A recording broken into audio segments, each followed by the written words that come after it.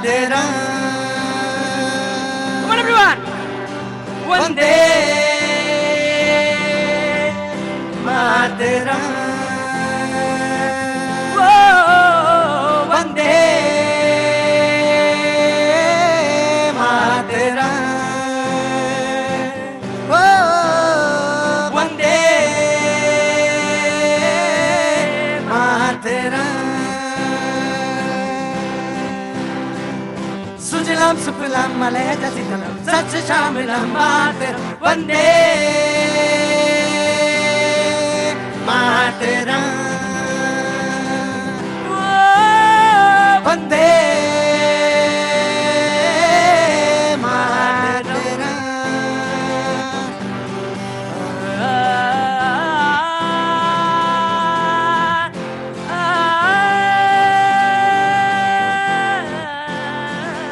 हमसे तुमसे मिलकर बंधा देश सारा, देश सारा धर्म मजहब में यूं ना इसको बांटो, साज संस्कृति से बंधा देश सारा। देश सारा एक है हम सभी, एक ही राष्ट्र है हमारा। सब साथ में गाएंगे। Vande Mataram. Come on everyone. Vande Mataram. Vande Mataram.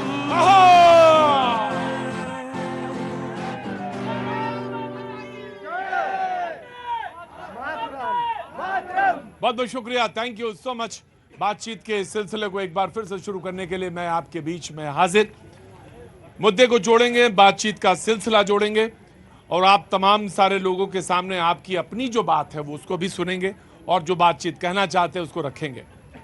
मुद्दा बहुत साफ है, जो आज का है वो विपक्ष का है। चुनाव का समय है, विपक्ष कैसे एकजुट होने के लिए तमाम कोशिशें कर रहा है और सत्ता पक्ष पे क्या इल्जाम लगा रहा है, ये एक मुद्दा है, बड़ा मुद्दा है, इस पर बात करेंगे। लेकिन हाँ, मैंने हमेशा कहा कि आपका अपना मुद्दा बहुत बड़ा, जिस पर बातचीत करें तो बहुत अच्छा लगेगा। बहुत बहुत शुक्रिया। कहां से आए ये दोनों बच्चे, कहां से आए हैं? झांसी से। ओह, झांसी से कैसे आना हुआ इधर? एडमिशन हो गया? कौन से जगह में एडमिशन लेना है? नोएडा में। नोएडा में कहाँ? जीएल बजाज। जीएल बजाज में। वाह, बहुत अच्छी बात है, बहुत बहुत शुक्रिया। तो यहाँ पे थोड़ी देर रुकोगे, उसके बाद चले जाओगे? ठीक है, पूरा शो देखेंगे। हाँ जी, शो देखेंगे, बिटियां हैं अपनी। अच्छा आपकी बिटियां हैं? हाँ वही है, पापा चुपचाप खड़े हैं एकदम। जी क्या नाम है सब? जी साकिब शुक्ला है मेरा नाम। जी शुक्ला जी। मैं बुंदेलखंड से हूँ, हाँ, झांसी की रानी जहांगीर में। बहुत अच्छी बात है, बहुत बढ़िया बात है। बहुत बहुत बहुत शुक्रिया, थैंक यू सो मच। कहाँ से आना हुआ आपका? बुलंदशहर से। क्या नाम है साहब आपका? दीपेश से। दीपेश। दीपेश जी। दीपेश जी, कोई बात, अपनी बात कहना चाहते हैं या कोई बात है जो मुद्दे को रखना चाहते हैं? अभी तो नहीं। अभी तो नहीं है, थोड़ी देर में इतना होगा कि आपने मुझसे पूछा ही नहीं, तब आपके पास इतना समय वो हो जाएगा। जी जनाब, कहाँ से आना हुआ? मैं सर गुड़गांव से। गुड़गांव से, बहुत दूर से आए हैं? जी सर। बहुत दूर से ही आए हैं सर। हाँ हाँ, तो बहुत दूर से आए हैं आप। तो जी मैं बात करना चाहता हूँ। क्या बात करना चाहते हैं? मैं विपक्ष और बेरोजगारी के बारे में बात करना। विपक्ष और बेरोजगारी के बारे में? वाह, कैसा अच्छा जोड़ा है आपने। लोग सत्ता पक्ष और बेरोजगारी पे जोड़ते हैं, आज आपने विपक्ष और बेरोजगारी पे जोड़ा है। क्या बात है, बहुत अच्छी बात है। जी मैं आपकी बात करूंगा, मैं आ रहा हूँ। जी मैं ये कहना चाहता हूँ, क्या नाम है आपका? मेरा नाम अनूप कुमार है। अनूप कुमार जी, क्या काम करते हैं? मैं अभी सर डिलीवरी की जॉब कर रहा हूँ, बट मेरा सपना आर्मी में जाने का था। सपना आर्मी में जाने का था, नहीं हुआ? मेरी एज निकाल दी सरकार ने। एज निकल गई? और क्या? क्या किस समय आपने, अभी क्या एज है? अभी मेरी 36 है। 36 है? जी जी। और सोचा कब था आपने? मैंने 21 में सोचा था। 21? तो इतना वक्त कैसे लग गया? 21 से 36 साल? दे के उन्होंने वैकेंसी निकालते थे, कभी नहीं निकालते थे। 36 साल उम्र हो गई? जी बिल्कुल। कहाँ के रहने वाले हैं? मैं हरियाणा से हूँ, गुड़गांव से। हरियाणा? हरियाणा का आदमी तो ऐसा नहीं होता है। हाँ जी, सच बोल रहे? नहीं नहीं, सच बोल रहा है। तुम क्या काम करते हो? मिठाई का काम करता हूँ। मिठाई का काम करते हो, सच बोल रहे यार, तुम भी सच बोल रहे हो, ठीक है। लेकिन यार कुछ 21 में 36 साल की उम्र में कुछ कितना समय हो गया भाई? नहीं बात तो हम सुन ही रहे हैं, तुम्हारे ऊपर पूरा टाइम कर लगाएंगे 1.5 घंटा। कंपनी ने नहीं हट नहीं रहे, कंपनी ने कहा कि पूरा पता करके आना 21 से 36 के बीच में क्या कर रहे थे। गजब है यार, 21 और 36। मैं रुको, हाँ जी। 21 साल की नौकरी जो देखता है 21 साल में वो जीडी की भर्ती होती है, ठीक है। जीडी की भर्ती से तैयारी करने चालू करी थी मैंने, हाँ। ठीक है। अब उम्र ऐसी हो गई है, नहीं तो बंदे को नौकरी मिल रही है और एज जो है निकलती जा रही है। बंदे सोचते हैं सरकार वैकेंसी। तुम दूसरे के लिए बात कर रहे हो या अपने लिए बात कर रहे हो? मैं सबके लिए बात कर रहा हूँ। अच्छा ठीक है भाई, रुको बात करते हैं तुमसे जी। कुछ मामला समझ में नहीं आया मुझे जी। बाबूजी कहाँ से आना हुआ? नमस्कार सर, मैं फरीदाबाद से हूँ। फरीदाबाद से। रुको आ रहा हूँ जी। कल आपके पास एक सैनिक आए थे। हाँ जी आए थे, कल एक सैनिक आए थे। 1971 की वॉर में वो थे, 71 की वॉर में अंबाला में पोस्टेड थे और वो एक दुकान के लिए थे, उनकी आंख की रोशनी चली गई। उनके लिए आपने अपील की कि उनकी मदद की जाए। बिल्कुल मदद की जाए, और इस देश के तमाम सारे लोग जब खड़े होते हैं एक दूसरे की मदद के लिए, तो मुझे लगता है ये मेरा प्रोग्राम भी ऐसा ही है कि 21 से 36 साल उम्र गुजर जाए और नौकरी ना मिले तो जरूर नौकरी के लिए आए मेरे पास। ये प्रोग्राम ऐसा ही है जी। आप जरूर दरखास्त करिए जो कुछ कहना चाह रहे हैं। एक निवेदन करना चाहता हूँ कि हमारे लाल बहादुर शास्त्री जी के मृत्यु का अभी तक कोई जांच नहीं हुई, उसकी जांच शुरू की जाए, उनको इंसाफ दिया जाए। उनके साथ न्याय नहीं हुआ, उनका पोस्टमार्टम तक नहीं हुआ सर। उनकी मिसेज कह के थक गई, उनके खिलाफ कोई जांच। लाल बहादुर शास्त्री वाली बात आपने कही, और इस देश में जब ईमानदारी का प्रश्न और ईमानदारी की मिसाल दी जाएगी, लाल बहादुर शास्त्री जी का नाम ऊपर सबसे ऊपर वाले में होगा जी। लेकिन आप वो कुछ कह रहे थे 71 के वॉर के बारे में। मैं कह रहा था अगर आप उनकी सुनिए तो हमारे परम पूज्य प्रधानमंत्री का भी तो सुनना चाहिए ना सर। उनके खिलाफ भी हमें खड़ा होना चाहिए ताकि उनकी जांच। ठीक है, आपने दोनों का बात, हमने कहा शायद कुछ सोल्यूशन लेके आप आए हैं, तो मेरा दिमाग बिल्कुल तेजी से चला उस तरफ। हाँ बेटा, कहाँ से आने? आओ आगे आ जाओ। कहाँ से आए हो? मैं रहने वाला बिहार का हूँ। बिहार में कहाँ से? वैसे मैं पंजाब में रहता हूँ, मेरे माँ बाप पंजाब में रहते हैं। पंजाब में रहते हैं। परसों पता नहीं, कल 15 अगस्त था, कल हमारे तिरंगे झंडे की शान बढ़ी थी, तो उसी खालिस्तानों ने बनाई थी कल अपने तिरंगों की कांटी मार के उसने अपलोड की थी कल। मैं उसी को अपने नाम पे, गौतम नाम पे अपलोड की थी कल। क्या नाम है तुम्हारा? गौतम। गौतम जी। इन्होंने जिक्र किया कि कुछ, मैं जहां से आया हूं पंजाब में मेरे माँ बाप रहते हैं, और ये जिक्र कुछ कर रहे थे कि वहां पे खालिस्तान के नाम पर कुछ बात अपलोड कर दिया सोशल मीडिया पे। बहुत सारी चीजें सोशल मीडिया पे चलती रहती हैं, आती रहती हैं, देश विरोधी बातें भी होती रहती हैं, यकीनन होती रहती हैं। आप बिहार के रहने वाले हैं, लेकिन मैं बात कर रहा हूं, लेकिन आपकी निष्ठा और आपकी सच्चाई और आपकी ईमानदारी इसी बात में है कि चीजों को सही परिप्रेक्ष्य में रखें। मुझे आप पर गर्व है, आप बिहार के रहने वाले हैं। आपने कहा कि मेरा उससे कोई लेना देना नहीं था, लेकिन उसने मेरे नाम पर ऐसा रखा। लेकिन जी न्यूज 18 मुहिम चलाएगा, लेकिन क्या आम आदमी उसमें शरीक होगा?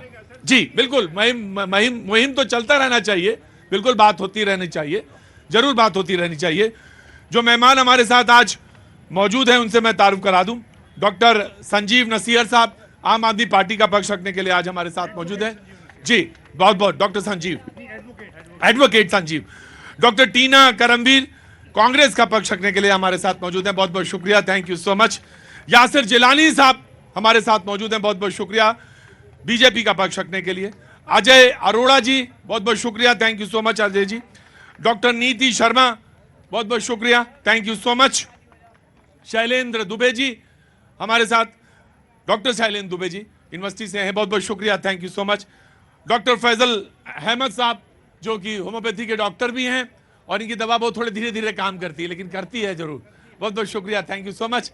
ऑटो जी, बहुत बहुत शुक्रिया। और नहीं करती है। और ऑटो वाले भैया हमारे नवल उपाध्याय जी और अमित श्रीवास्तव जी, बहुत बहुत शुक्रिया Amit Srivastava ji, thank you so much. Bihar से आते हैं आप, बहुत बहुत शुक्रिया। और मल्होत्रा जी 8-9 महीने बाद यहाँ पे आए हैं। बच्चे इनकी आप कनाडा में रहते हैं, कभी कभी आ जाते थे पहले, लेकिन अब आए हैं, बहुत बहुत शुक्रिया, थैंक यू सो मच। बातचीत का सिलसिला शुरू करते हैं।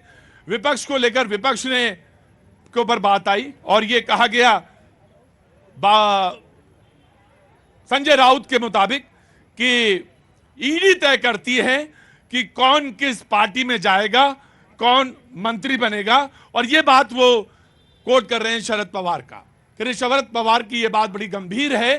ये संजय राउत कह रहे हैं कि वो ये कह रहे हैं कि अब ईडी तय करती है कि कौन मंत्री बनेगा और कौन कहां जाएगा। ये विपक्ष की बात है। यहां से आज के डिबेट शुरू करते हैं। जो बात जोड़ना चाहेंगे, जो बोलना चाहेंगे, उनको मैं लेता जाऊंगा धीरे धीरे। जी, सबसे पहले सर, ये आए थे अविश्वास प्रस्ताव लेकर के, देश में हमने देखा था, लेकिन इनका अविश्वास देखिए कि शरद पवार जो इस पूरे I full stop and full stop गठबंधन के जो सर्वे सर्वा थे, उन पर ही अविश्वास है। तो मैंने पहले इसी शो में कहा था कि यह अविश्वास प्रस्ताव इसलिए तो नहीं है कि सुप्रिया सुले है या नहीं, जांच लें। और दूसरी बात, आज कांग्रेस ने किस तरह से भाजपा को वैचारिक जीत दिला दी, आप समझिए। दिग्विजय सिंह जी आज स्टेटमेंट दिए हैं, हम बजरंग दल पे बैन नहीं लगाएंगे, मतलब कर्नाटक में बैन लगाएंगे। मध्य प्रदेश में आके कहते हैं कुछ लोग अच्छे होते हैं, तो भैया उत्तर प्रदेश आते आते त्रिकुंड लगा के भस्म आरती करोगे क्या, बता दे कांग्रेस। तो ये जीत तो भाजपा की हो गई। और गठबंधन की नीतीश कुमार दिल्ली आते हैं, राहुल गांधी जी हिमाचल भाग जाते हैं। बेचारे वो अटल जी के इनकी कोई मीटिंग शेड्यूल थी क्या, जो बात करो दो जी, वो उनके वहां पर ये पूरे कहा गया था, बिहार के पत्रकारों ने कहा था कि ये नीतीश जी राहुल जी से मिलने जा रहे हैं। राइट, वेरी छोटे जी। अरोड़ा जी, हो गया, बस हो गया बजरंग दल, हो गया उत्तर प्रदेश, हो गया तिलक, हो गया बैन। नहीं आपको परेशानी किस बात की है? मैं दवाई लेके आया हूँ आपके लिए।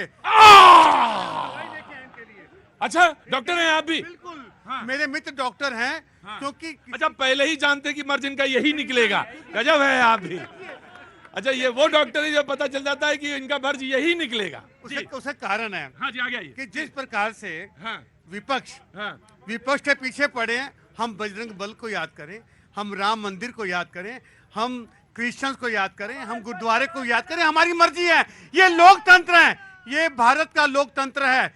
हमें आपसे पूछने की जरूरत नहीं है, हम किसे चाहें, किसे रोकें, किसे करें। और जहां तक ईडी की बात की है, बिल्कुल ईडी की बात बिल्कुल ठीक हुई है। संजय राउत ने बिल्कुल ठीक कहा है, ईडी तय करता है। ये तोता है, तोता, पिंजरे वाला तोता।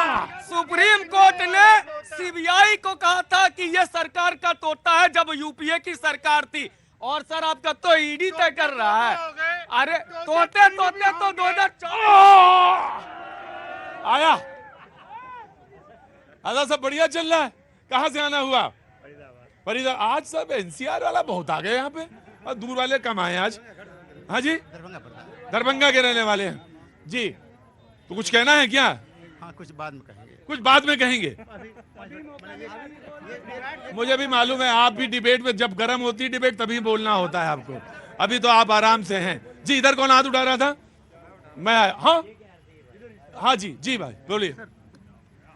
मैं ये कहना चाहता हूँ कि देखो, जैसे बगल में ही नहीं सुनाई पड़ रहा जी। मैं ये कहना चाहता हूँ कि ये जो इलेक्शन का टाइम होता है, सब एक दूसरे को नीचा दिखाने की कोशिश करते हैं। ये चीज ना होना चाहिए। सब लोग चाहते हैं। अच्छा ये बताइए, फूफा नाराज कब होते हैं? जब शादी घर में होती तभी तो नाराज होते हैं। सवाल पूछते हैं आप भी, मतलब ये मतलब नहीं सवाल पूछने के लिए पूछ रहे हैं। जब आदमी तभी कभी नाराज होगा जब फूफा नाराज कब होते हैं? जीजा जी नाराज कब होते हैं? हाँ, जब नजदीक शादी आती है, जब नजदीक शादी आती है तो तभी हो गए नाराज। आम आदमी पार्टी होता है जी। आपका कुछ पता नहीं चल रहा, कहाँ हैं आप? इंडिया गठबंधन जब से बना है उसके बाद बौखलाहट का लेवल यह है कि लाल किले से देश के प्रधानमंत्री ने राजनीतिक भाषण देना पड़ा। आज देश में जो भ्रष्टाचार, अभी देखा द्वारका एक्सप्रेसवे पे 250 करोड़ पर किलोमीटर वो सड़क बनाई, जिसका सैंक्शन कुल 18 करोड़ पर किलोमीटर था। ये भ्रष्टाचारी सरकार को अब हटाने का समय आ गया है। पूरा इंडिया इकट्ठा है, सारी पार्टियां इकट्ठी हैं, इकट्ठा होके 2024 में विदाई की होने जा रही है। एक मिनट, क्या नाम भैया? नाम नहीं सर, बताइए। अच्छा चलो ठीक है, तुम बहुत बड़े आदमी हो। आगे जाओ। आप बोलो, क्या बोल रहे थे? कुछ नहीं सर। सर ये इल्जाम लगा रहे, इनका आज ही एक विधायक पकड़ा गया है। किनका? आम आदमी पार्टी का। आप न्यूज देखिए ना। आप न्यूज ही तो नहीं देख रहे, बाकी तो सब वही रोज। आम आदमी पार्टी का एक विधायक पकड़ा गया है, आज ही पकड़ा गया है। जी अनडिक्लेयर्ड इमरजेंसी है, जो इनसे नहीं टूट रहा है उसी को अरेस्ट कर रहे हैं ये लोग पूरी तरीके से। वकील साहब हैं, कानून के जानकार हैं, लेकिन बौखलाहट देखिए। एक बात बताइए, आपने भी फूफा नाराज होने की बात कही है, जो फूफी नाराज होके कल कहा कि हम 7 सीटों पे कांग्रेस लड़ने जा रही है लांबा मैडम ने, उसका जवाब है इनके पास भी फूफा फौरन नाराज हो गए। और केजरीवाल साहब ने, सुनिए तो सही, देखिए आप बोल रहे थे मैं खामोश था, देखिए इनके नेता ने कहा कि जमानत जब्त होने वाले लोग जो हैं वो तय करेंगे कि कौन कैसे लड़ेगा। तो ये जो घमंडिया गठबंधन है ना, इनमें एका नहीं है, ये लोग बिखरे हुए हैं। यासिर मैं एक बात कहूंगा, ये घमंडिया शब्द अच्छा नहीं लगता वैसे, बाकी तो आप कह सकते हैं, लेकिन लंबी बात आपने सुन लिया। और घमंडिया गठबंधन नहीं है तो क्या है ये बताइए। आप किसके साथ छल कर रहे हैं? आपके अपने लोगों के बीच में एका नहीं है, विश्वास नहीं है। अविश्वास प्रस्ताव आप सदन में लाए थे और बाहर आपके अंदर जूतम जूत चल रही है, कोई कुछ कह रहा है, कोई कुछ कह रहा है। आप शरद पवार की बात कर रहे हैं, पहले दिल्ली में तो तय कर ले कि दिल्ली में 7 सीट क्या आम आदमी पार्टी वकील। हाँ शुक्ला जी, झांसी से गले की फांसी, झांसी गले की फांसी जी, कैसे हैं आप? सर जी बिल्कुल ठीक हूँ। मैं आया जी। सर जी मैं ये पूछना चाहता हूँ, इतनी पार्टी हैं, बड़ी जबरदस्त आवाज है आपकी, क्या काम करते हैं हम? छोटा मोटा काम। अरे छोटा मोटा काम, कोई गलत काम तो नहीं कर रहे हैं? मतलब टैक्स देते हैं ना, तो तुरंत बोलना चाहिए ये काम कर रहे हैं हम। बाबूजी ने कहा कि अभी थोड़े मूड बना कि नहीं बना? मूड बन गया बोलने का? अरे तो आधे अधूरे से ना बोलो। हाँ जी, मैं बिल्कुल आप ही के पास आ रहा हूँ जी। जी मैं, इतनी पार्टी हमारे देश की है, हम किसी के दुश्मन नहीं है, हम सबके साथी हैं, लेकिन एडीबीडी लगा के पागल कर देते हैं टीवी पर। एक जनलोकपाल का नाम क्यों नहीं लेते? कौन? कोई पार्टी के जो इसमें पैदा हुए इसी वंश से, वो भी नाम नहीं लेते। आज फ्री की रेवड़ी बांट रहे हैं। आज देश का ये बता दें कि जो मैं फ्री दे रहा हूँ वो पैसा कहाँ से आ रहा है? अरे आप ही की जेब से आ रहा है और कहाँ से आ रहा है? ये मैंने नहीं वो ये कहते हैं। मेरी बात सुनिए, बसों में चलते थे, एसी चलती थी, आज बसें में चलते हो तो पानी टपकता है, पैसा देते हैं। आप फ्री का माल ये कहाँ से ला रहे हो? जी पैसे फ्री का कहने का मतलब ये है कि आप ही के जेब का पैसा है, लेकिन मैनेजमेंट हमारा है। नहीं मेजरमेंट नहीं, मैनेजमेंट। जी कहाँ से बोल रहे हैं? रतिराम भारती, नोएडा। अरे बाप रे बाप, थोड़ा हल्का ही रखेंगे, है ना? मैं पहले भी तेज ही बोला करता था आपके टीवी पे। अच्छा, तो आप बहुत दिनों बाद आए क्या? मैं काफी दिन बाद में आया हूँ। कितने दिन बाद? लगभग कोई 1.5-2 महीने बाद में। तबीयत ठीक है? तबीयत बहुत खुश है। क्या कर रहे हैं आजकल आप? आजकल मेरा फल और सब्जी। एक मिनट रुकिए, आजकल क्या? मेरा फल और सब्जी का थोक। अंदर आ जाओ, टमाटर पूछेंगे। जब तो आप नांगी का इधर आए तब टमाटर मैं भूल गया। मुझे ये बताओ कि हिमाचल का सेब आ पाएगा इस बार मंडी में कि नहीं आ पाएगा? और आएगा तो क्या भाव रहेगा? आएगा, रेट महंगा जाएगा। इस बार सेब का रेट महंगा जाएगा। हिमाचल में बहुत त्रासदी हुई है। आप सवाल पूछो। जी सवाल पूछो। क्या सवाल पूछो? वहां जो पूछ रहे थे, मैं सवाल जो है सीमा हैदर सचिन के ऊपर बताना चाहता हूँ।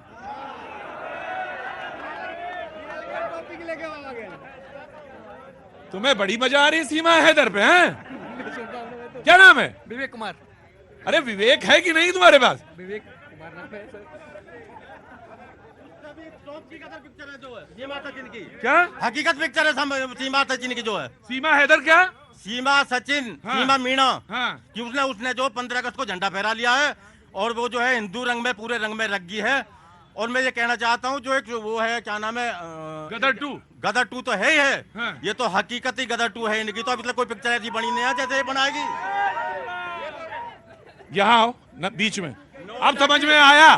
दिमाग लगा सीमा हैदर में, तो टमाटर तो महंगा हो गई। होगा, टमाटर की आवक कम है तो दिमाग, टमाटर की डिमांड महंगा होगा। दिमाग लगाओ इधर की तरफ, सीमा हैदर पे नहीं। कहाँ की? ये सब्जी मंडी में। तो सब्जी मंडी में तो सब्जी जब बाहर आ रही है दुनिया भर की, जब पैदावार नहीं होगी तो महंगाई तो होगी। तो दिमाग से सीमा हैदर है, वहाँ कहाँ लगाए हो? मैं ये लगाया हूँ। पगला ही घूम रहे हो। आज की मीडिया क्या कर रही है? मैं इतनी देर से पूछ रहा था, ये आदमी वहीं पे आ जाए। पगलाए घूम रहे हैं। सीमा हैदर, सीमा हैदर। अरे आप अपने काम से काम लगे, ये चैनल वालों के चक्कर में ना पड़िए, ये पगला देंगे आपको। सोशल मीडिया के सामने रहता हूँ हरदम, मैं सोशल मीडिया में रहता हूँ मैं। तो अब सीमा इधर ही बात करेंगे। देश के में चली क्या रहा है? घर में कौन कौन है? चला। घर में कौन कौन है? घर में मेरे में 4 बच्चे हैं, हाँ। 3 बिटियां हैं, 1 लड़का है, पति और पत्नी मैं हूँ।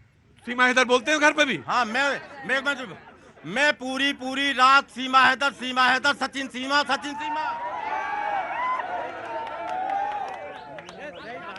अरे आप तो सीताराम कह रहे हैं कि आप भी सीमा हैदर। मैं तो सीताराम ही हूँ। क्या नाम, कहाँ से आना हुआ? शिव कुमार शर्मा, मंडी हाउस से। अच्छा, पुजारी हैं?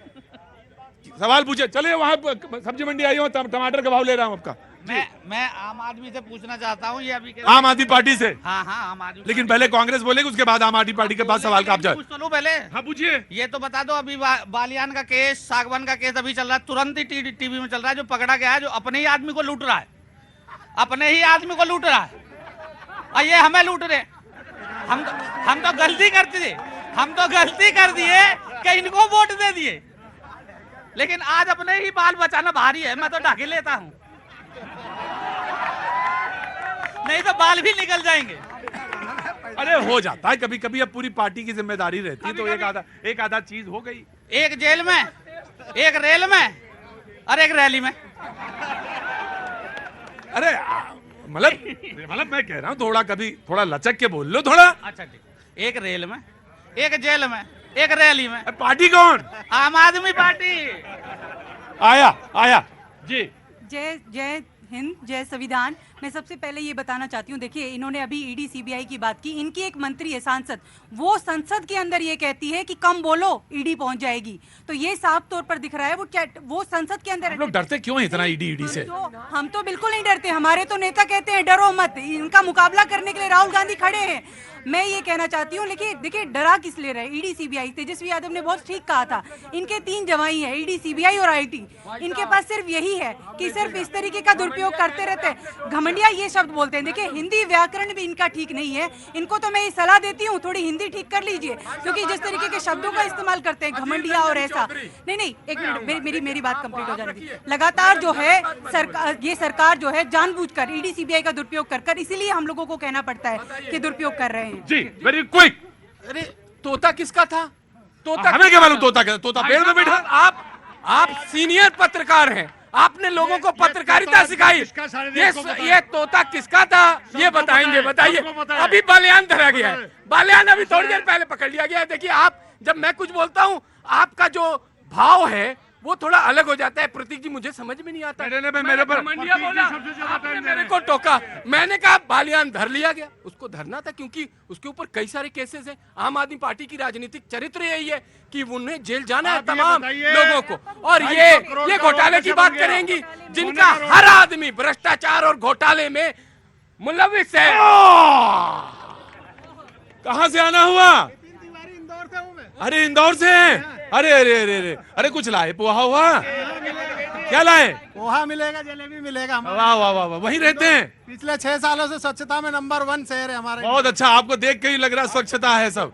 बहुत अच्छा, वेरी गुड। कैसे आना हुआ इधर? मैं मेरी बेटी का वीजा के एप्लीकेशन के लिए आया। कहाँ जा रहे हैं, कहाँ भेज रहे हैं? वो हंगरी जाएगी पढ़ने। हंगरी, बहुत अच्छी बात है भाई, बहुत शुभकामनाएं। क्या पढ़ा रहे हैं उसको? वो बैचलर इन साइकोलॉजी के लिए हंगरी जाने वाली। हंगरी, और उसके बाद लौट के तो यहीं आना है ना? बिल्कुल, मैंने बोला क्योंकि इस देश को बहुत जरूरत है। देश को बहुत जरूरत है। ऐसा ना हो कि आप वहीं पे कहें नहीं तो बेटा वहीं सेटल हो जाना। मोदी जी और ऐसे लोगों की देश को जरूरत है जो देश को चला सके। मोदी जी में ही ऐसी क्षमता है जो इस देश को संभाल सकते हैं। मैं सभी लोगों से हाथ जोड़कर निवेदन करता हूँ आज, मोदी जी को ना भूले भाई, मोदी जी को ना भूले। क्या नाम तुम्हारा? विपिन कसाना। कितने टूर कर चुके हो हमारे साथ? बहुत टूर कर लिया। कितने टूर किए हैं? 7 साल से हो गए। 7 साल। ये हमारे चालक हैं, और चालक बनते बनते देखो कैसे रोग लगता है। अब ये प्रवक्ता भी होने लगे हैं धीरे धीरे, बस ये थोड़ी दिन है, वहां प्रवक्ता भी हो जाएंगे। खड़े हो चुपचाप जी।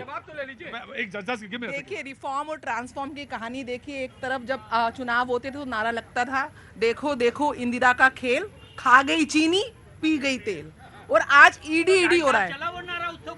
सुन लीजिए, आज ईडी चल रहा है। आज इन्फॉर्मेंट डायरेक्टरेट कौन नहीं जानता, लैंड अगेंस्ट जॉब, चारा घोटाला, कोयला घोटाला, दरवाजे खुलते हैं तो पैसे गिरते हैं, पलंग उठती है तो पैसे गिरते हैं। 12 लाख करोड़ से ऊपर के बाद गिनती बंद हो गई है। इतना घोटाला, देश को खा गए, देश को लूट गए, अपने घर बना लिए, कोठियां बना ली, गरीब को जमीन तक नहीं दी। आप लोगों ने गरीबों का क्या नहीं खाला, अरे क्या बताएं। और अच्छा, अगर आप सुन लीजिए ना, ईडी जो है एक गवर्नेंस टूल है, तो आप कर लीजिए छत्तीसगढ़ में। अरे भैया, जो पावर आपके यूपी के चीफ मिनिस्टर के पास है वो राजस्थान के चीफ मिनिस्टर की लाश पे घोटाला, कारगिल के शहीदों की लाश पे घोटाला हुआ है। आप लोग तो सर्जिकल स्ट्राइक में क्वेश्चन लगा रहे थे। हाजी, वक्त एक छोटे से ब्रेक का, ब्रेक के बाद मैं फिर हाजिर होता हूं। बने रहिए।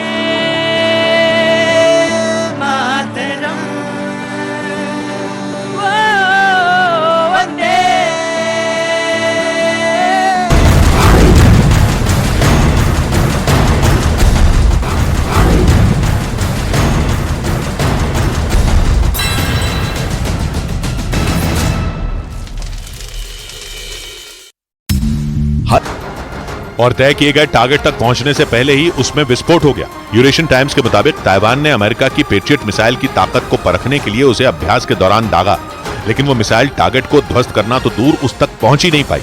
पेट्रियट मिसाइल को काफी ताकतवर माना जाता है। ये लड़ाकू विमानों और यहाँ तक कई मिसाइलों को हवा में ढेर करने की भी ताकत रखती है। लेकिन दावा किया गया कि अमेरिका की ये मिसाइल ताइवान में फेल हो गई। ताइवान और चीन के बीच लगातार तनाव बढ़ता ही जा रहा है। खबर के मुताबिक चीन को सबक सिखाने के लिए ही ताइवान ने अपने उत्तरी तट पर पेट्रियट मिसाइल को तैनात किया। लेकिन अब जब ये दावा किया गया कि अमेरिका की पेट्रियट मिसाइल में खराबी आ गई, तो ताइवान की चिंता बढ़ गई। कोलकाता की जादवपुर यूनिवर्सिटी में एक छात्र की मौत पर हंगामा बढ़ गया। आरोप है कि जादवपुर यूनिवर्सिटी के उस छात्र ने रैगिंग से परेशान होकर अपने हॉस्टल की बालकनी से छलांग लगा दी, जिससे उसकी मौत हो गई।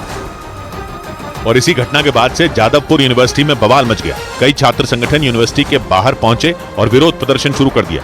छात्रों ने यूनिवर्सिटी में रैगिंग रोकने के लिए सख्त कदम उठाए जाने की मांग की। साथ ही आरोपियों की गिरफ्तारी की मांग भी की गई। मामला बढ़ता देख यूनिवर्सिटी के अधिकारियों को आपात बैठक के लिए राज्यपाल ने बुला लिया और मामले की जानकारी ली। वहीं इस मामले की जांच के लिए एक एंटी रैगिंग कमेटी का भी गठन किया गया, जो जल्द ही मामले की जांच खत्म कर रिपोर्ट सौंपेगी।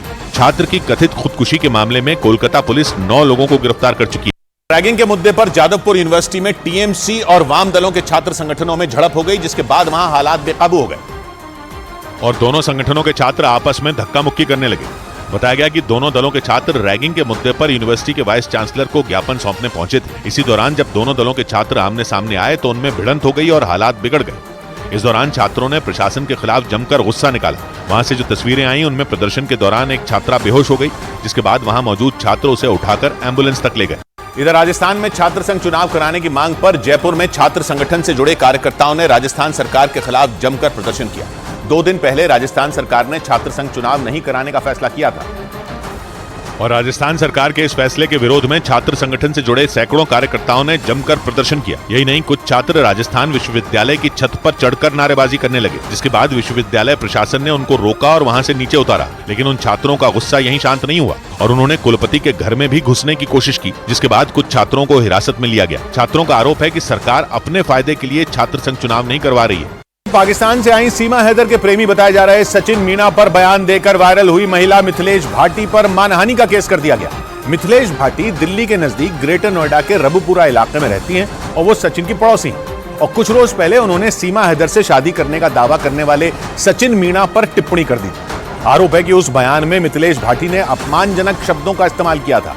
बाद में उनका यह बयान सोशल मीडिया पर वायरल हो गया, जिसे अपमानजनक बताते हुए सचिन और सीमा हैदर के वकील एपी सिंह ने मिथिलेश भाटी के खिलाफ मानहानि का कानूनी नोटिस भेज दिया। एक स्त्री होके, एक गरिमा होके, एक संसदीय भाषा, असंसदीय भाषा को इस्तेमाल करेंगी, अमर्यादित भाषा का इस्तेमाल करेंगी। सीमा हैदर के वकील एपी सिंह ने भी आरोप लगाया कि मिथिलेश भाटी ने सचिन के बारे में जो कुछ भी कहा वो देश के हर पति का अपमान है। आरोप यह भी है कि उन्होंने सस्ती लोकप्रियता हासिल करने के लिए इस तरह के शब्दों का इस्तेमाल किया। वहीं मानहानि का केस दर्ज किए जाने के बाद मिथिलेश भाटी ने सचिन के अपमान करने की बात से साफ इनकार कर दिया, जबकि सीमा हैदर और सचिन मीणा के घर वालों ने उन पर जानबूझकर अपमानजनक शब्दों का इस्तेमाल करने का आरोप लगाया। लेकिन दिल्ली के नजदीक ग्रेटर नोएडा के रबुपुरा इलाके में सचिन मीणा के पड़ोस में रहने वाली मिथिलेश भाटी ने अपने ऊपर लगाए गए सारे आरोपों को सिरे से खारिज कर दिया हालांकि न्यूज 18 की टीम ने जब उनसे इस बारे में बात की तो वो एक बार फिर अपने पुराने बयान को दोहराने से नहीं चूकी। क्या है सचिन में? लप्पू सा सचिन, झिंगर सा लड़का, बोलना यहाँ पे आवे ना, बोलिए पावे ना, और कभी बोलने की कोशिश करे तो सीमा हैदर हाथ पकड़ ले और मुंह पे हाथ रख दे। ये प्यार है? ये प्यार नहीं है, ये छिछोरपंती है। यही नहीं, मिथिलेश भाटी ने सीमा हैदर के पाकिस्तान से 4 बच्चों के साथ नेपाल के रास्ते भारत आने पर भी शक जताया। उनको यह भी शक है कि सीमा प्यार की आड़ में किसी मकसद से भारत में घुसी है। न्यूयॉर्क से हैरान कर देने वाला एक वीडियो सामने आया। वहां पुलिस की गाड़ी ने एक महिला को जोरदार टक्कर मार दी। आरोप है कि वो महिला पिस्तौल से हवा में ताबड़तोड़ फायरिंग कर रही थी और तभी उस महिला से पिस्तौल छीनने के लिए पुलिस की गाड़ी ने उसे टक्कर मार दी। वहां से जो वीडियो सामने आया उसमें वो महिला बीच सड़क पर पिस्तौल हवा में लहराती नजर आई। हालांकि इस दौरान पुलिस के जवान उसे ऐसा करने से रोकने की कोशिश करते रहे, लेकिन वो नहीं मानी और पिस्तौल को अपनी कनपटी पर रखकर खुद को गोली मारने की कोशिश करने लगी। इसी बीच पुलिस की गाड़ी ने उसे टक्कर मार दी, जिससे वो जमीन पर गिर गई, जिसका फायदा उठाते हुए पुलिस के कई जवानों ने उसे पकड़ लिया और उससे पिस्तौल छीन ली। पुलिस ने उस महिला को हिरासत में ले लिया और पूछताछ शुरू कर दी। इस बीच दक्षिण अमेरिकी देश इक्वाडोर में एक और नेता की हत्या से खलबली मच गई। पिछले हफ्ते ही वहां राष्ट्रपति पद के उम्मीदवार फर्नांडो विगाविसेंसियो की सरेआम गोली मारकर हत्या कर दी गई थी।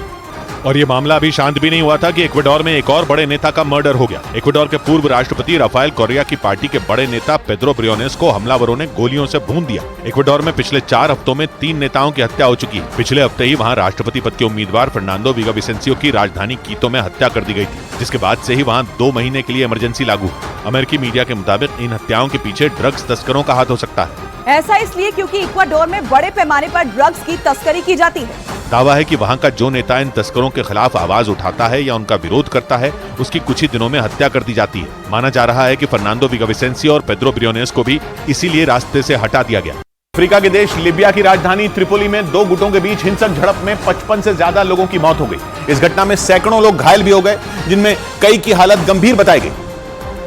और इस भयानक झड़प के बाद की तस्वीरें भी सामने आई, जिनमें राजधानी त्रिपोली का एक इलाका आग की भयंकर लपटों में घिरा दिखाई दिया। हिंसक झड़प के बाद हुई आगजनी से वहां आग की कई फीट ऊंची लपटें नजर आईं। धुएं के गुबार ने पूरे इलाके पर कब्जा कर लिया। सऊदी अरब के न्यूज चैनल अल अरबिया के मुताबिक दोनों गुटों के पास बड़ी संख्या में हथियार थे और इसी वजह से हिंसा ने भीषण रूप ले लिया। दावा है कि यह हिंसा त्रिपोली में मौजूद 2 सैन्य गुटों के बीच तब भड़की जब एक गुट के कमांडर को त्रिपोली एयरपोर्ट पर पकड़ लिया गया। इसके बाद जब तक उन्हें रिहा नहीं किया गया तब तक पूरा शहर हिंसा की आग में जलता रहा। इस दौरान कई नागरिक भी उसकी चपेट में आ गए। साथ ही बड़े पैमाने पर सार्वजनिक संपत्ति को भी नुकसान पहुंचाया गया। राजस्थान के हनुमानगढ़ से हैरान कर देने वाला एक वीडियो सामने आया। वहां एक महिला एक तेज रफ्तार कार के बोनेट पर लटकी हुई नजर आई। बाद में इसका वीडियो सोशल मीडिया पर वायरल हो गया, जिसमें वो महिला सड़क पर तेजी से दौड़ती हुई उस कार के बोनेट पर लटकी दिखाई दी। देखकर ऐसा लगा जैसे वो अगले ही पल नीचे गिर जाएगी, लेकिन वो किसी तरह कार को पकड़ी रही। हालांकि इस दौरान वहां मौजूद कुछ लोग उस महिला को बचाने के लिए भागे, लेकिन ड्राइवर ने कार रोकने के बजाय उसकी रफ्तार तेज कर दी। आरोप है कि वो उसी तरह कार को करीब आधा किलोमीटर तक दौड़ाता रहा। इस दौरान कुछ लोग सड़क किनारे तो कुछ लोग अपनी गाड़ियों पर बैठकर तमाशा देखते रहे, लेकिन किसी ने भी उस कार ड्राइवर को रोकने की कोशिश नहीं की, जबकि वो महिला गाड़ी रोकने की गुहार लगाती रही। इस घटना में उस महिला को काफी चोटें भी आई। दिल्ली के पास गाजियाबाद से हैरान कर देने वाला एक वीडियो सामने आया, जिसमें एक पुलिसकर्मी बीच सड़क पर एक लड़के को पीटता हुआ दिखा।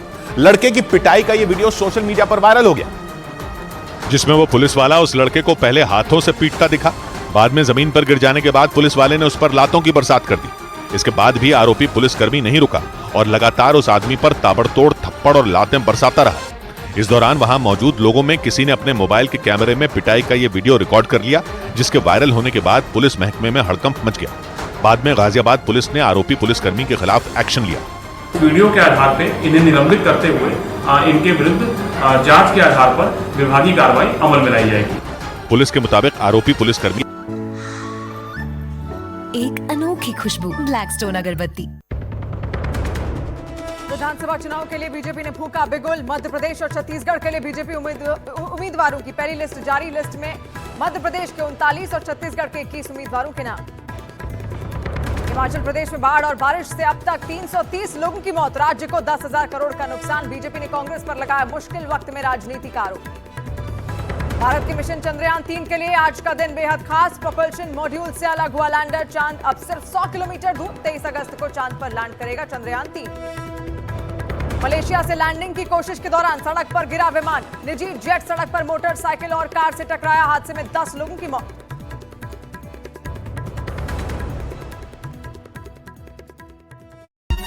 गया और उसके खिलाफ विभागीय जांच के आदेश भी ले दिए गए। 10 साल के एक बच्चे की हत्या की आरोपी महिला का एक सीसीटीवी वीडियो सामने आया, जिसमें वो महिला अपना चेहरा ढककर एक घर से निकलती नजर आई।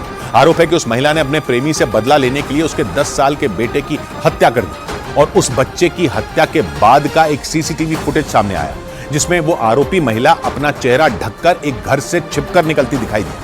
पुलिस के मुताबिक पूजा नाम की वो आरोपी महिला और जितेंद्र नाम का आदमी साल 2019 से लिव इन रिलेशनशिप में रह रहे थे, लेकिन पिछले साल वो आदमी उस महिला से अलग होकर अपनी पत्नी और बेटे के साथ रहने लगा, जिससे वो महिला नाराज हो गई। आरोप है कि अपने प्रेमी को सबक सिखाने के लिए उस महिला ने उसके 10 साल के बेटे की हत्या कर दी और शव को बेड के बॉक्स में छिपाकर फरार हो गई। लेकिन पुलिस ने करीब 300 सीसीटीवी वीडियो खंगाले और उस आरोपी महिला की पहचान कर उसे गिरफ्तार कर लिया। बताया गया कि उस महिला ने भी अपना गुनाह कबूल कर लिया। इस बीच यूरेशियन टाइम्स नाम की वेबसाइट ने दावा किया कि ताइवान ने अमेरिका पर खराब मिसाइलें भेजने का आरोप लगा दिया। बताया गया कि अमेरिका की भेजी गई पेट्रियट मिसाइल जब ताइवान ने एक अभ्यास के दौरान दागी तो वो अपने टारगेट को तबाह करने में नाकाम रही और तय किए गए टारगेट तक पहुंचने से पहले ही उसमें विस्फोट हो गया। यूरेशियन टाइम्स के मुताबिक ताइवान ने अमेरिका की पेट्रियट मिसाइल की ताकत को परखने के लिए उसे अभ्यास के दौरान दागा, लेकिन वो मिसाइल टारगेट को ध्वस्त करना तो दूर उस तक पहुंच ही नहीं पाई। पेट्रियट मिसाइल को काफी ताकतवर माना जाता है। ये लड़ाकू विमानों और यहाँ तक कई मिसाइलों को हवा में ढेर करने की भी ताकत रखती है। लेकिन दावा किया गया कि अमेरिका की ये मिसाइल ताइवान में फेल हो गई। ताइवान और चीन के बीच लगातार तनाव बढ़ता ही जा रहा है। खबर के मुताबिक चीन को सबक सिखाने के लिए ही ताइवान ने अपने उत्तरी तट पर पेट्रियट मिसाइल को तैनात किया, लेकिन अब जब ये दावा किया गया कि अमेरिका की पेट्रियट मिसाइल में खराबी आ गई तो ताइवान की चिंता बढ़ गई। कोलकाता की जादवपुर यूनिवर्सिटी में एक छात्र की मौत पर हंगामा बढ़ गया। आरोप है कि जादवपुर यूनिवर्सिटी के उस छात्र ने रैगिंग से परेशान होकर अपने हॉस्टल की बालकनी से छलांग लगा दी, जिससे उसकी मौत हो गई। और इसी घटना के बाद से जादवपुर यूनिवर्सिटी में बवाल मच गया। कई छात्र संगठन यूनिवर्सिटी के बाहर पहुंचे और विरोध प्रदर्शन शुरू कर दिया। छात्रों ने यूनिवर्सिटी में रैगिंग रोकने के लिए सख्त कदम उठाए जाने की मांग की, साथ ही आरोपियों की गिरफ्तारी की मांग भी की गई। मामला बढ़ता देख यूनिवर्सिटी के अधिकारियों को आपात बैठक के लिए राज्यपाल ने बुला लिया और मामले की जानकारी ली। वहीं इस मामले की जांच के लिए एक एंटी रैगिंग कमेटी का भी गठन किया गया, जो जल्द ही मामले की जांच खत्म कर रिपोर्ट सौंपेगी। छात्र की कथित खुदकुशी के मामले में कोलकाता पुलिस 9 लोगों को गिरफ्तार कर चुकी है। रैगिंग के मुद्दे पर जादवपुर यूनिवर्सिटी में टीएमसी और वाम दलों के छात्र संगठनों में झड़प हो गई, जिसके बाद वहां हालात बेकाबू हो गए और दोनों संगठनों के छात्र आपस में धक्का मुक्की करने लगे। बताया गया कि दोनों दलों के छात्र रैगिंग के मुद्दे पर यूनिवर्सिटी के वाइस चांसलर को ज्ञापन सौंपने पहुंचे थे। इसी दौरान जब दोनों दलों के छात्र आमने सामने आए तो उनमें भिड़ंत हो गई और हालात बिगड़ गए। इस दौरान छात्रों ने प्रशासन के खिलाफ जमकर गुस्सा निकाला। वहां से जो तस्वीरें आई उनमें प्रदर्शन के दौरान एक छात्रा बेहोश हो गई, जिसके बाद वहां मौजूद छात्र उसे उठाकर एम्बुलेंस तक ले गए। इधर राजस्थान में छात्र संघ चुनाव कराने की मांग पर जयपुर में छात्र संगठन से जुड़े कार्यकर्ताओं ने राजस्थान सरकार के खिलाफ जमकर प्रदर्शन किया। 2 दिन पहले राजस्थान सरकार ने छात्र संघ चुनाव नहीं कराने का फैसला किया था और राजस्थान सरकार के इस फैसले के विरोध में छात्र संगठन से जुड़े सैकड़ों कार्यकर्ताओं ने जमकर प्रदर्शन किया। यही नहीं, कुछ छात्र राजस्थान विश्वविद्यालय की छत पर चढ़कर नारेबाजी करने लगे, जिसके बाद विश्वविद्यालय प्रशासन ने उनको रोका और वहां से नीचे उतारा। लेकिन उन छात्रों का गुस्सा यहीं शांत नहीं हुआ और उन्होंने कुलपति के घर में भी घुसने की कोशिश की, जिसके बाद कुछ छात्रों को हिरासत में लिया गया। छात्रों का आरोप है कि सरकार अपने फायदे के लिए छात्र संघ चुनाव नहीं करवा रही है। पाकिस्तान से आई सीमा हैदर के प्रेमी बताए जा रहे सचिन मीणा पर बयान देकर वायरल हुई महिला मिथिलेश भाटी पर मानहानि का केस कर दिया गया। मिथिलेश भाटी दिल्ली के नजदीक ग्रेटर नोएडा के रबुपुरा इलाके में रहती हैं और वो सचिन की पड़ोसी हैं। और कुछ रोज पहले उन्होंने सीमा हैदर से शादी करने का दावा करने वाले सचिन मीणा पर टिप्पणी कर दी थी। आरोप है कि उस बयान में मिथिलेश भाटी ने अपमानजनक शब्दों का इस्तेमाल किया था। बाद में उनका यह बयान सोशल मीडिया पर वायरल हो गया, जिसे अपमानजनक बताते हुए सचिन और सीमा हैदर के वकील एपी सिंह ने मिथिलेश भाटी के खिलाफ मानहानि का कानूनी नोटिस भेज दिया। एक स्त्री होके, एक गरिमा होके, एक संसदीय भाषा, असंसदीय भाषा को इस्तेमाल करेंगी, अमर्यादित भाषा का इस्तेमाल करेंगी। सीमा हैदर के वकील एपी सिंह ने भी आरोप लगाया कि मिथिलेश भाटी ने सचिन के बारे में जो कुछ भी कहा वो देश के हर पति का अपमान है। आरोप यह भी है कि उन्होंने सस्ती लोकप्रियता हासिल करने के लिए इस तरह के शब्दों का इस्तेमाल किया। वहीं मानहानि का केस दर्ज किए जाने के बाद मिथिलेश भाटी ने सचिन के अपमान करने की बात से साफ इनकार कर दिया, जबकि सीमा हैदर और सचिन मीणा के घर वालों ने उन पर जानबूझकर अपमानजनक शब्दों का इस्तेमाल करने का आरोप लगाया। लेकिन दिल्ली के नजदीक ग्रेटर नोएडा के रबुपुरा इलाके में सचिन मीणा के पड़ोस में रहने वाली मिथिलेश भाटी ने अपने ऊपर लगाए गए सारे आरोपों को सिरे से खारिज कर दिया। हालांकि न्यूज 18 की टीम ने जब उनसे इस बारे में बात की तो वो एक बार फिर अपने पुराने बयान को दोहराने से नहीं चूकी। क्या है सचिन में? लप्पू सा सचिन, झींगर सा लड़का, बोलना या पे आवे ना, बोलिए पावे ना। और कभी बोलने की कोशिश करे तो सीमा हैदर हाथ पकड़ ले और मुंह पे हाथ रख दे। ये प्यार है? ये प्यार नहीं है, ये छिचोरपंती है। यही नहीं, मिथिलेश भाटी ने सीमा हैदर के पाकिस्तान से 4 बच्चों के साथ नेपाल के रास्ते भारत आने पर भी शक जताया। उनको यह भी शक है कि सीमा प्यार की आड़ में किसी मकसद से भारत में घुसी है। न्यूयॉर्क से हैरान कर देने वाला एक वीडियो सामने आया। वहां पुलिस की गाड़ी ने एक महिला को जोरदार टक्कर मार दी। आरोप है कि वो महिला पिस्तौल से हवा में ताबड़तोड़ फायरिंग कर रही थी और तभी उस महिला से पिस्तौल छीनने के लिए पुलिस की गाड़ी ने उसे टक्कर मार दी। वहां से जो वीडियो सामने आया उसमें वो महिला बीच सड़क पर पिस्तौल हवा में लहराती नजर आई। हालांकि इस दौरान पुलिस के जवान उसे ऐसा करने से रोकने की कोशिश करते रहे, लेकिन वो नहीं मानी और पिस्तौल को अपनी कनपटी पर रखकर खुद को गोली मारने की कोशिश करने लगी। इसी बीच पुलिस की गाड़ी ने उसे टक्कर मार दी, जिससे वो जमीन पर गिर गई, जिसका फायदा उठाते हुए पुलिस के कई जवानों ने उसे पकड़ लिया और उससे पिस्तौल छीन ली। पुलिस ने उस महिला को हिरासत में ले लिया और पूछताछ शुरू कर दी। इस बीच दक्षिण अमेरिकी देश इक्वाडोर में एक और नेता की हत्या से खलबली मच गई। पिछले हफ्ते ही वहां राष्ट्रपति पद के उम्मीदवार फर्नांडो विगाविसेंसियो की सरेआम गोली मारकर हत्या कर दी गई थी। और ये मामला अभी शांत भी नहीं हुआ था कि इक्वाडोर में एक और बड़े नेता का मर्डर हो गया। इक्वाडोर के पूर्व राष्ट्रपति राफेल कोरिया की पार्टी के बड़े नेता पेड्रो ब्रियोनेस को हमलावरों ने गोलियों से भून दिया। इक्वाडोर में पिछले 4 हफ्तों में 3 नेताओं की हत्या हो चुकी है। पिछले हफ्ते ही वहां राष्ट्रपति पद के उम्मीदवार फर्नांडो विगाविसेंसियो की राजधानी कीतो में हत्या कर दी गई थी, जिसके बाद से ही वहां 2 महीने के लिए इमरजेंसी लागू हुई। अमेरिकी मीडिया के मुताबिक इन हत्याओं के पीछे ड्रग्स तस्करों का हाथ हो सकता है।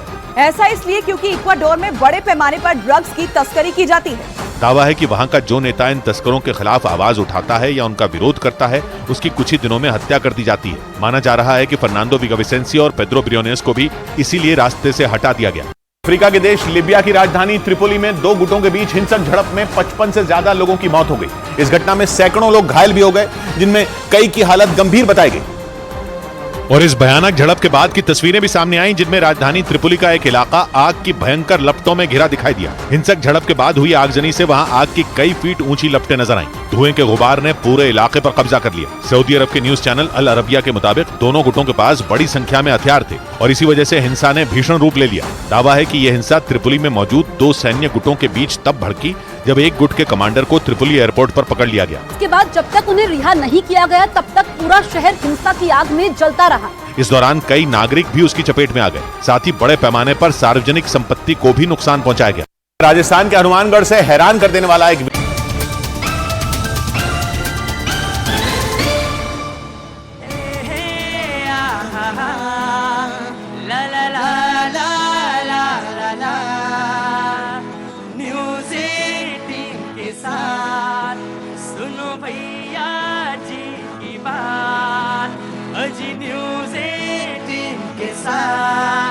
सुनो भैया जी की बात, भैया जी कहन में जनता करती मन की बात। अरे भैया जी कहन में जनता करती मन की बात।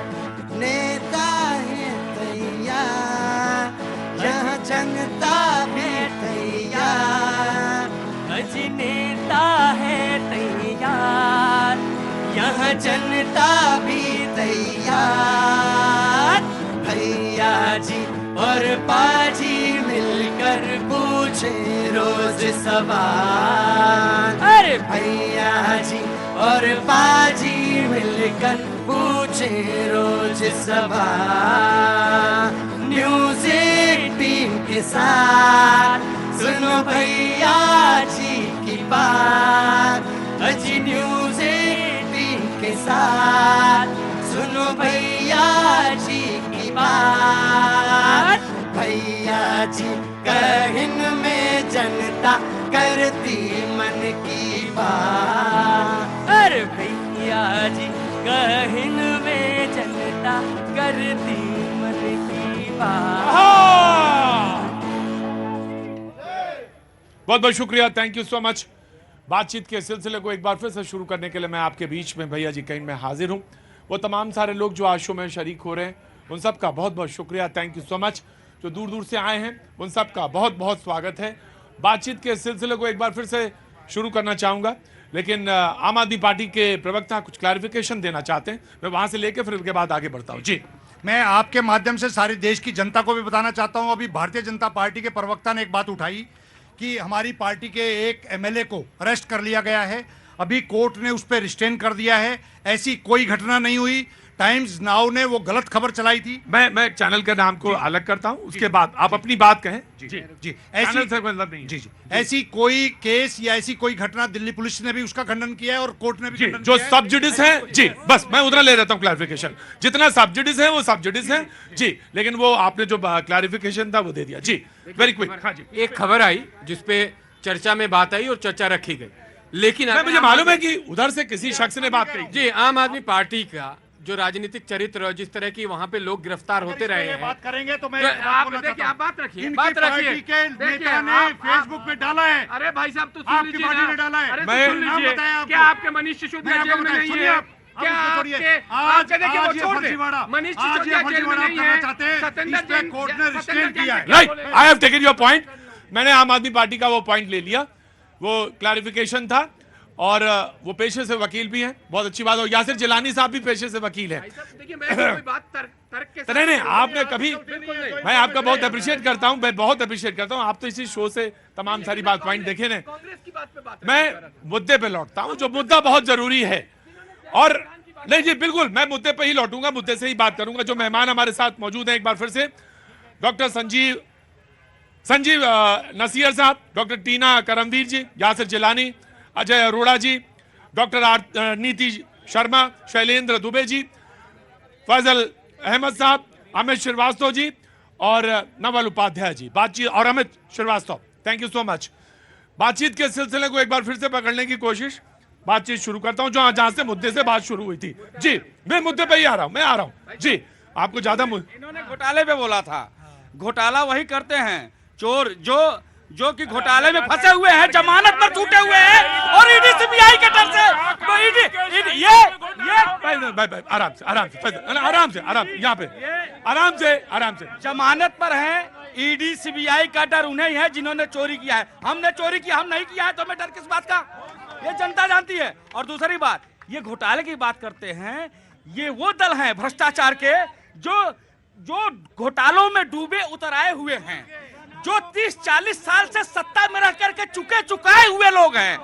ये वो दल हैं जो अपना अध्यक्ष पद छोड़ करके भगाए हुए हैं, भगाए चुकाए दगे दगाए लोग। एक तरफ हमारे नरेंद्र मोदी जी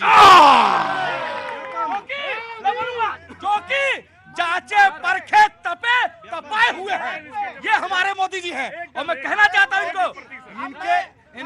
इनके बाबा ठीक, आराम से। अरे मूड बना कि नहीं बना? हाँ, मैं सुन रहा हूँ इन लोगों के। हाँ, कहाँ से आना, कहाँ से हुआ? मैं दरभंगा से फरीदाबाद से आए जी। आपको मूड बना कुछ की नहीं बना? बात मैं देख रहा हूँ। अरे देखिए, अभी देखिए बात बनेगा जी। बोलिए। बात रखना चाहता हूँ। ये कहाँ से आना हुआ? मैं मध्य प्रदेश कटनी से बिलोंग करता हूँ, पर 26-27 साल से दिल्ली में रह रहा हूँ। बहुत अच्छी बात है। मेरा ये है। क्या काम करते हैं साहब? मैं जूती चप्पल की दुकान लगाता हूँ गुरुद्वारा बंगला साहब के सामने, और मेरा नाम है भोला राम पटेल। पहले भोला राम पटेल के लिए ताली। रुकिए, रुकिए, पहले भोला राम पटेल के लिए ताली बजाई जाए। भोला राम पटेल, आपका काम इतना बढ़िया है और मैं आपको साधुवाद देना चाहता हूँ। आपके शुभकामनाएं और मंगल कामनाएं। आप स्वागत करता हूं। पानी पता नहीं पूछा किसी ने कि नहीं पूछा, मैं पूछता हूं। ला भाई पानी की बोतल दो। ला बड़ा नहीं, अरे पटेल साहब, नहीं, मेरी समस्या जान लीजिए। मैं समस्या भी जानता हूं जी, बोलिए। हाँ, मेरी समस्या ये है कि एनडीएमसी को बड़ा खूबसूरत स्मार्ट सिटी बनाया है। ये केंद्र की सरकार है। मैं नरेंद्र मोदी जी से भी पूछना चाहता हूं, चाहे आम आदमी पार्टी की दिल्ली सरकार से भी पूछना चाहता हूं, अगर केंद्र में बीजेपी सरकार का अगर सत्ता में शासन है एनडीएमसी एरिया में, तो मैं ये पूछना चाहता हूं कि रेहड़ी पटरी वालों के जो गरीब लोग जो जमीन में बैठे हैं, उनसे क्या दुश्मनी है? इनकी दुकानों को स्मार्ट क्यों नहीं बनाया? जी, ये बात बिल्कुल सही है कि रेहड़ी पटरी वालों से शहर की खूबसूरती तय होती है। रेहड़ी पटरी वालों से कि कितने आसान और कितनी सुविधाजनक तरीके से उनको रखा गया है। तो मैं रेहड़ी पटरी वालों के सवाल पे बहुत आपके साथ हूं। बिल्कुल जी। बूंदी राजस्थान से क्या पेंटिंग वेंटिंग वाली जगह से आए हैं आप? जी बूंदी राजस्थान से आए हैं। मुन्ना सुहाना मेरा नाम है। मुन्ना सुहाना। वाह, नाम ही वो सुहाना है। मेरा सुहाना इसका है। अच्छा, सुहाना के नाम से तो आपने अपना नाम मुन्ना सुहाना रखा। अच्छा, ये कौन? ये सुहाना बेटी है। अरे, दोनों लोग अंदर आइए। पहले तो दोनों लोग पहले अंदर आए। ऐसे उदाहरण कम मिलते हैं। ये तो उदाहरण ही नहीं देखा मैंने ऐसा कि बेटी के नाम पर पिता ने अपना नाम रख लिया। अद्भुत, अद्भुत। ये ऐसा तो मैंने देखा ही नहीं। मुन्ना जी, मुन्ना सुहाना नाम आपने रखा? जी हाँ, मुन्ना सुहाना बेटी है। और आपने क्या नाम है आपका? सुहाना। सुहाना। तो आपने अपना नाम रखा मुन्ना सुहाना। तो बेटी का नाम रखने का क्या मतलब आया? क्योंकि दुकान का नाम सुहाना सुहाग है, इसलिए इन्होंने नाम अपना सुहाना मुन्ना।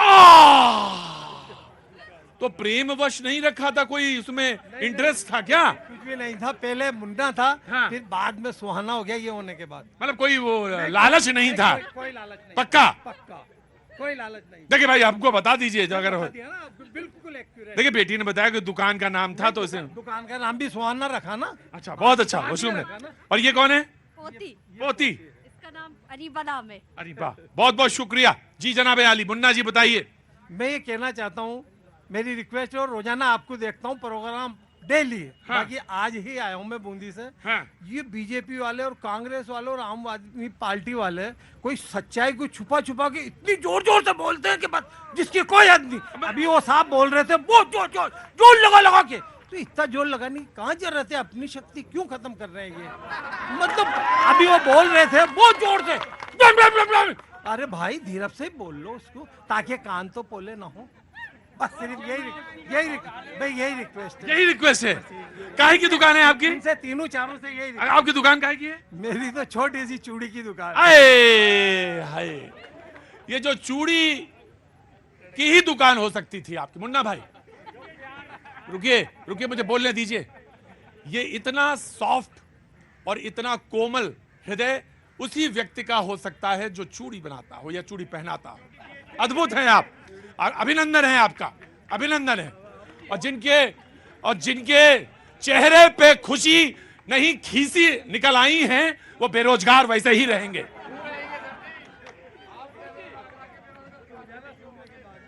मुझे बहुत खुशी हुई। चूड़ी का वो नहीं मतलब जानेंगे जिन्होंने समझा ही नहीं चीज को। चूड़ी मतलब वो जब कलाइयों में आती है बहन बेटियों के, तो वो, हाँ, बात सिर्फ सुहाग की नहीं है, बात वो है सौंदर्य की। अब वो समझ में नहीं आएगी, कब जैसे जब बुद्धि भगवान जितनी देंगे उतनी ही आएगी समझ में। जी, नंबर आएगा जी। सर, मैं कहना चाहूंगा कि ये जो गठबंधन बन रहा है, तो कौन सा गठबंधन? अभी ये 29 लोगों का गठबंधन जो हो रहा है, कांग्रेस, आम आदमी पार्टी और बहुत सारी पार्टियों का, तो अभी बनी नहीं, पहले से ही टूटना शुरू हो गया। अभी लोग भ्रष्टाचार में संलिप्त पाए गए। तो कुछ राष्ट्रवादी जो वास्तव में भारतीय जनता पार्टी को राष्ट्रहित में फिर से सरकार में लाना चाहते हैं, उनको ये डर है कि हो सकता है कि सरकार ना बने। तो मैं उनके लिए 2 पंक्ति कहूंगा कि अपने मन में डर का कोई बीज न बोने देना, स्वयं सजोया सपना तुम हरगिज मत खोने देना, और लक्ष्य तुम्हारे चरण चूमने चल कर खुद आएंगे, शर्त ये कहे कि बस अपनी हिम्मत मत खोने देना। मोदी जी के बाद आदरणीय योगी जी राष्ट्र के प्रधानमंत्री होंगे, और बहुत सारे अच्छे काम जो हो रहे हैं राष्ट्रहित में, उसको हम लोग आगे भी करते रहेंगे। अच्छा, आप भी कविता लिखते हैं? कविता सुनिए। अच्छा, कविता उधर से भी आ गई, इधर से भी जी। रख हौसला, वो मंजर भी आएगा। रख हौसला, मंजर भी आएगा। वो मंजर भी आएगा। हिम्मत ना हार, हिम्मत ना हार, हिम्मत ना हार, ऐ मंजिल के पुजारी, मंजिल भी मिलेगी और इतिहास भी रचा जाएगा। जहां तक उन्होंने भी कविता बोली, उन्होंने एक मिनट, ये नागपुर का मीडिया, ना, देखिए, कोई ना, नागपुर का संतरा हो सकता है मीडिया, जहां आपको मालूम हो तो बताइए। इनको तो सूचना ही गलत है, ये बिना सूचना के आते हैं। अभी आपने सेकंड किया जब आम पार्टी ने बताया, इनको पूरी सूचना भी नहीं है। हमें तथ्यों के आधार पर डिबेट करनी है। और जिस प्रकार से ईडी की बात की, हमें डर ईडी से नहीं है, हमें रिमोट से है जो इनकी जेब में रखा है, ये रिमोट घुमाते हैं, ईडी जाती है विपक्ष के पास, इधर रिमोट दबाती है। मैं आपको बता दूं, ये कुछ भी कर लें, कितनी भी नफरत की बातें कर लें, लेकिन भारत में सुन लीजिए आपके यही तो दुकान मोहब्बत की नहीं होती। सुनिए, भारत में 2024 में कोई वैकेंसी खाली नहीं है। प्रधानमंत्री नरेंद्र मोदी 2024 में पूर्ण और संपूर्ण बहुमत से प्रधानमंत्री बनने जा रहे हैं। आपका कोई काम नहीं आने वाला है। भाजपा सरकार बना रही है, इनको ये मालूम है। देखिए, ये कितनी भी गलत फहमी में रहे, लेकिन जीतेगा तो इंडिया ही। हम बार नहीं पहले बोल लेने दीजिए, क्योंकि देखिए जब आप लोग बोलते हैं तो मैं बोलती नहीं हूँ बीच में। नहीं देखिए, जो देश के प्रधानमंत्री कहते हैं, स्टेज पे कहते हैं कि घोटाला अजीत पवार, फिर उसको पार्टी में ले लेते हैं। अब क्यों पार्टी में ले रहे हैं? देखिए, सारे भ्रष्टाचारियों को अपनी पार्टी में ले रहे हैं। ये खुद कहते हैं ना भ्रष्टाचार कर रहे हैं। लगातार जो है भारतीय जनता पार्टी घोटाले से भरी हुई, लेकिन एक भी व्यक्ति को ये जेल में नहीं डाल रहे, एक भी व्यक्ति को जेल नहीं। इसलिए हम कह रहे हैं ईडी सीबीआई का दुरुपयोग लगातार